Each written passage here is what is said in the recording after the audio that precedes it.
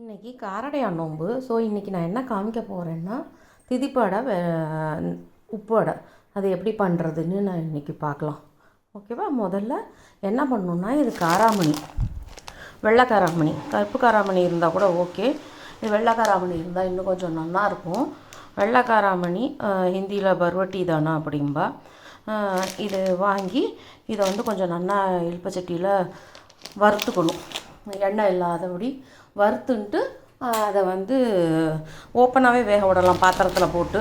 ஆனால் அது கொஞ்சம் நேரம் ஆகும் அப்படின்னு நினச்சா, சுருக்காக ஆகணும், சீக்கிரமாக ஆகணும் அப்படின்னு நினச்சா குக்கரில் ஒரு விசில் வர வச்சு எடுத்து வச்சுக்கலாம். இப்போ அதான் நான் பண்ண போகிறேன். இப்போ நான் ஒரு 100-150 கிராம் அந்த காராமணி எடுத்துட்டுருக்கேன், பருவட்டி தானா. இதை கொஞ்சம் நல்லா காய வறுத்துக்கணும். இது ரெண்டுத்துக்குமே போகும், அதனால் இதை எடுத்துட்டுருக்கேன். கொஞ்சம் நல்லா சூடு அதில் வர மாதிரி வறுத்துன்ட்டு அதை குக்கரில் வேக விட்டோம்னாலோ இல்லை ஓப்பனாக வச்சு வேக விட்டாலோ சுருக்க வெந்துடும். அது இல்லை கொதிக்கிற வெந்நீரை அதில் விட்டு கொஞ்சம் ஊற வைக்கணும். இப்போ அதெல்லாம் நமக்கு முடியாததுனால இப்போ நம்ம இந்த மாதிரி பண்ணுறோம். கொஞ்சம் நல்லா அடுப்பை பெருசுலேயே வச்சு பக்கத்தில் நின்று கலரலாம்.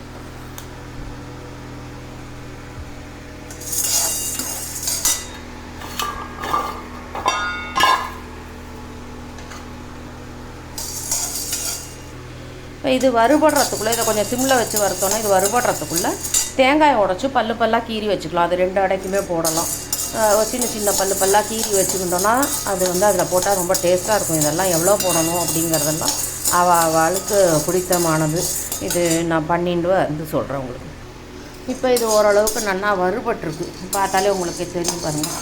இப்போ இதை எடுத்து ஒரு பாத்திரத்தில் மாற்றி குக்கரில் வைக்க போகிறேன், ஒரு விசில் வர அளவுக்கு.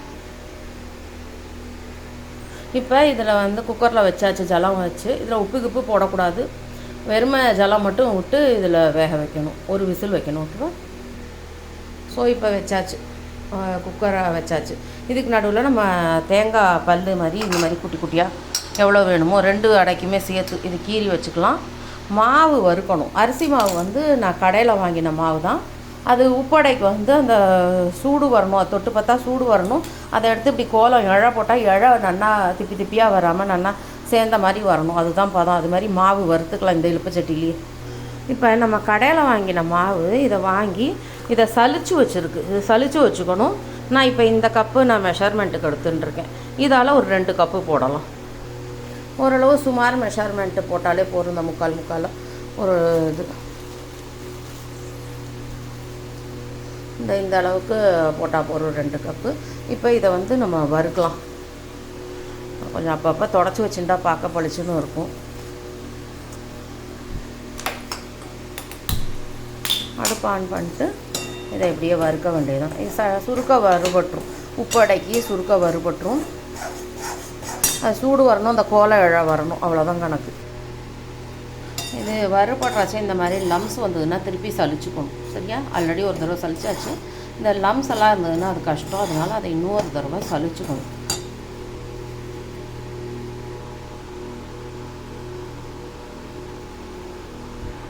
இப்போ கோலம் போடுறேன் பாருங்க.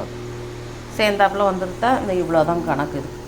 இது ஆயிடுத்து. இப்போ இந்த உப்படைக்கு ஆயிடுச்சு. இதை எடுத்து தனியாக வச்சுருந்தோம். இப்போ இது ஒரு விசில் விட்டுருத்து. இப்போ இதை அணைச்சி விடலான்னு நினைக்கிறேன். ஏன்னா அதுக்கப்புறம் ரொம்ப ஒரு ஷேப் இல்லாமல் மசிஞ்சு போயிடுதுன்னா கஷ்டம். இது ஒரு விசில் வந்துடுத்து. அதுக்கப்புறம் கொஞ்சம் ஸ்டீம் இருக்குது, இதை எப்படியே ஆஃப் பண்ணிடலாம். இப்போ என்ன பண்ணலான்னா, இது உப்படைக்கு வறுத்து வச்சுட்டாச்சு அந்த கோலமாவு பதத்தில். இப்போ நம்ம திதிப்பு கொழக்கட்டை அப்படின்னு சொல்லுவா இல்லையா, அடைன்னு சொல்லுவாள், கொழக்கட்டை சொல்லுவாள். அதுக்கு திருப்பி இதுலையே 2 இது போட்டுக்கலாம். 2 கப்பு மேலே கீழே சிந்தரும்.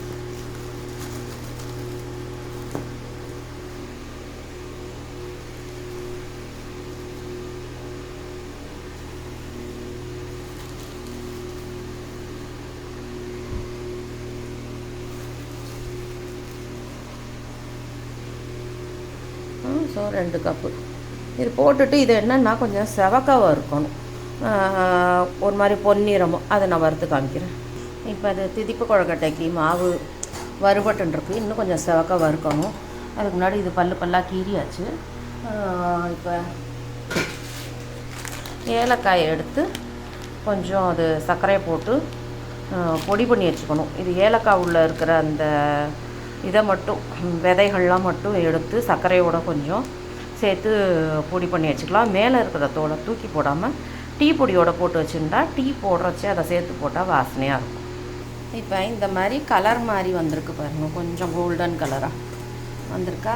இதில் தெரியறதான்னு தெரில, பட்டு கோதுமை மாதிரி கலர் வந்திருக்கு. இது வந்த உடனே இதை எடுத்து வேறு பிளேட்டில் போட்டு சலித்து வச்சுக்கணும். இந்த லம்ப்ஸ்லாம் இல்லாமல் கொஞ்சம் சலித்து வச்சுட்டாக்கா ஈஸியாக இருக்கும் நம்ம பிசையறதுக்கு கலர்றதுக்கு. இப்போ வெல்லத்தை கரைக்கணும். 2 இது கப்பு போட்டோம் இல்லையா, 1 கப்புக்கு 3/4 கப்பு வெல்லம் அளவுக்கு, 2 கப்புக்கு ஒரு 1.5 கப்பு இது போட்டுட்டு தண்ணி வந்து நம்ம எவ்வளோ விடணும் அப்படி தண்ணி வந்து இதால் ஒரு 3.5 4 கூட விடலாம். பட் இப்போதைக்கு ஒரு 3.5 கப்பு விட்டு பார்க்குறேன். 1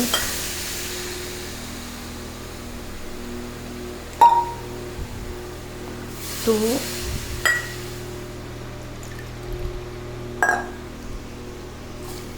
3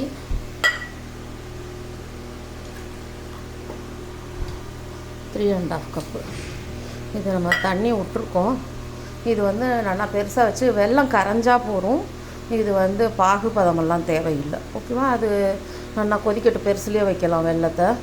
இப்போ இந்த ஏலக்காவை தான் நுணுக்கி இதில் விதையாக போட்டுட்டு சர்க்கரை சேர்த்து பண்ணிவிட்டு இந்த தோல்லாம் எடுத்து வச்சுருக்கோம் இல்லையா, இதை எடுத்து இந்த டீ பொடி வச்சுருக்கோம் பாருங்க, இதில் இப்படி சேர்த்து வச்சுக்கிட்டோம்னாக்கா டீ போடுறச்சு அதோட சேர்த்து போட்டால் நல்ல வாசனையாக இருக்கும். இப்போ எல்லாம் நல்லா உருகி கொதிக்க ஆரம்பிச்சுட்டு பாகு வரல, பட் பாகு நமக்கு தேவையும் இல்லை. இது இந்த அளவுக்கு உருகின உடனே இப்போ இன்னொரு இழுப்பச்சட்டிலையோ இன்னொரு பேசன்லேயும் இந்த மாதிரி வடிகட்டிக்கணும். வெல்லத்தை எப்போவுமே கொதிக்க விட்டு வடிகட்டிக்கணும். நீரில் எப்போ பாகு பண்ணலாம், எப்போ கரைய விடலாம் அப்படின்லாம் இருக்கும்.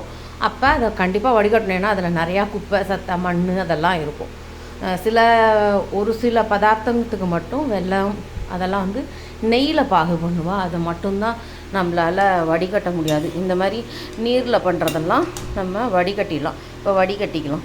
இப்போ இந்த வறுத்த மாவை கோதுமை மாவு கலரில் வறுத்த மாவை போட்டுண்டாச்சு. இந்த பயத்தங்காய் ஊற வச்சது, காராமணி, வெள்ளை காராமணி, இதெல்லாம் அவா டேஸ்ட்டுக்கு தகுந்த மாதிரி எனக்கு இந்த அளவுக்கு இருந்தால் போதும். இதை போட்டாச்சு.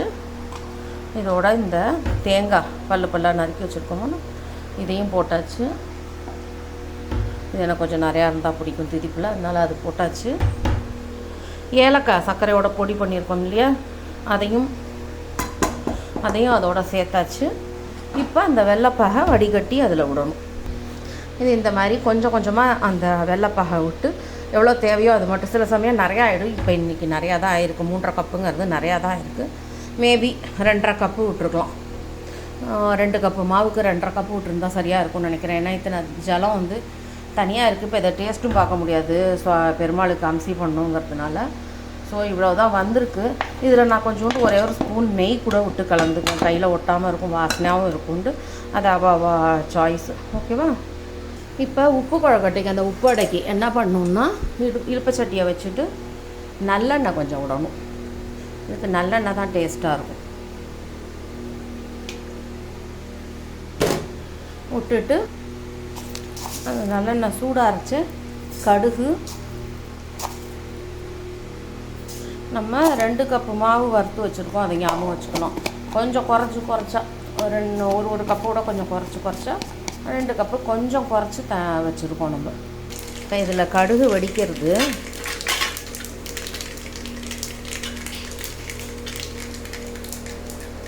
கடுகு வடிக்க விட்டு பச்சை மிளகா ஒரு 3-4 இப்படி கட் பண்ணி வச்சுருக்கேன், அதை போடணும். கருவேப்பிலை போடணும். பெருங்காயம் ஆல்ரெடி சொன்ன மாதிரி இந்த எல்ஜி பெருங்காயம் தான் எனக்கு பிடிக்குங்கிறதுனால எல்ஜி பெருங்காயம். அது கொஞ்சம் நல்லா வதங்கின ஒன்று நம்ம 2 கப்புக்கு 4 கப்பு தண்ணி, இல்லை 3.5 கப்பு விட்டால் கூட ஓகே. 1 2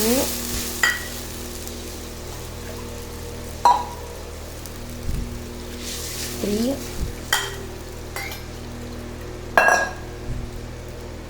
3.5 விட்டுருக்கேன். இப்போ இது போகிறல இன்கேஸா அப்படின்னா நம்ம கொஞ்சம் வெந்நீர் வச்சு சேர்த்துக்கணும். இது வெல்லத்துக்கு நிறையா ஆனதுனால இது 3.5 கப்போடு விட்டுருக்கேன். இது கொதி வரணும். இப்போ இதில் என்ன பண்ணணுன்னா இந்த வேக வச்சுருக்கிற காராமணி கொஞ்சம் திருப்பி அந்த வெள்ளை அடைக்கி பண்ண மாதிரியே இது கொஞ்சம் தேங்காய் பல் நறுக்கி இருக்கிறது இதெல்லாம் போட்டுறணும். இப்போ இது நல்லா கொதி வரட்டும். இப்போ இது தண்ணி கொதி வந்துடுதா, இதை இப்போ சிம் பண்ணிக்கணும், இல்லைன்னா ஆஃப் கூட பண்ணிக்கலாம். பண்ணிட்டு மாவை இதில் கொஞ்சம் கொஞ்சமாக சேர்த்து கட்டி இல்லாதபடி கலரணும்.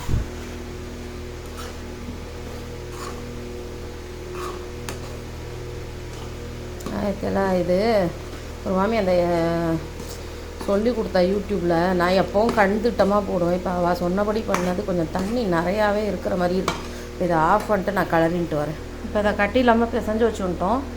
கொஞ்சம் வந்து இதுக்கு இது அடையாட்டம் தட்டணும் அப்படின்னா, குழக்கட்டையாட்டம் தட்டணும்னா கொஞ்சம் தண்ணி வச்சுக்கணும். தண்ணி தொட்டு தொட்டு தட்டணும். அது வெள்ளத்துக்கும் அப்படி தான், இதுக்கும் அப்படி தான் தட்டி நம்ம வந்து அந்த வேட்டில் வைக்கணும். அதாவது ஆவியில் வச்சு எடுக்கணும். அதுக்கு நான் இந்த மாதிரி ஒரு பாத்திரம் வச்சுருக்கேன், ஸ்டீமிங்க்குன்னு. இதுக்கு இந்த டோக்லா பாத்திரம் அப்படி கூட சொல்லலாம். இது வச்சுருக்கேன். இதில் வச்சு எடுப்போம். நம்ம கொஞ்சம் தட்டிக்கிட்டு வரேன். இதில் வாழை இலை இருந்ததுன்னா, இப்போ எங்கள் இடத்துல அதெல்லாம் பெரிய லக்ஸுரியாக போயிடுது. இந்த நோம்பு நூக்கிறதுக்கு வச்சுருக்கிறதே பெரிய விஷயமா இருக்குது. இல்லைன்னா அதை இதில் போட்டுட்டு பண்ணினோன்னா அந்த வாழை இலை வாசனையோட கூட நல்லாயிருக்கும். இந்த மாதிரி உப்பு கொழக்கட்டையும் வெள்ளை கொழக்கட்டையும் தட்டி வச்சுருக்கோம். இதை எடுத்து இந்த ஸ்டீம் பண்ணுற பாத்திரத்தில் உள்ளே வைக்கணும். ஃபிட்டாக இருக்கும். இது வந்து இதுக்கு ரொம்பவே நல்லாயிருக்கும். உப்பு கொழக்கட்டை ஒரு இதுலேயும் வெள்ளை கொழக்கட்டை ஒரு இதுலேயும் வச்சு நல்லா மூடி வச்சிடணும். இது ஆனதுக்கப்புறம் நம்ம பார்க்கலாம். ஒரு 7-8 நிமிஷம், மேக்ஸிமம் 10 நிமிஷம் அது ஆயிடுதுன்னா நான் எப்படி இருக்கும்னு அது காமிக்கிறேன். கொஞ்சம் வந்து வெள்ளை கொழக்கட்டையெல்லாம் மேலே பார்த்தேன்னா கிளாஸியாக கொஞ்சம் இருக்கும். அப்படின்னா வெந்துருத்துன்னு அர்த்தம். இப்போ இந்த கொழக்கட்டை இதில் ஆயிருக்கு. இதில் வந்து நமக்கு தேவையானதை மட்டும் ஆளுக்கு 2 மட்டும் எடுத்துட்டுருக்கோம். வேணால் தேவையான அப்புறமா எடுத்துக்கலான்ட்டு கீழே உப்பு கொழக்கட்டை இருக்குது. சரியா? இப்படி தான் பண்ணணும். வெள்ளை கொழக்கட்டை, உப்பு கொழக்கட்டை. சில பேர் வெள்ளை அடை உப்பு அடைன்னு சொல்லுவாள். ஓகே.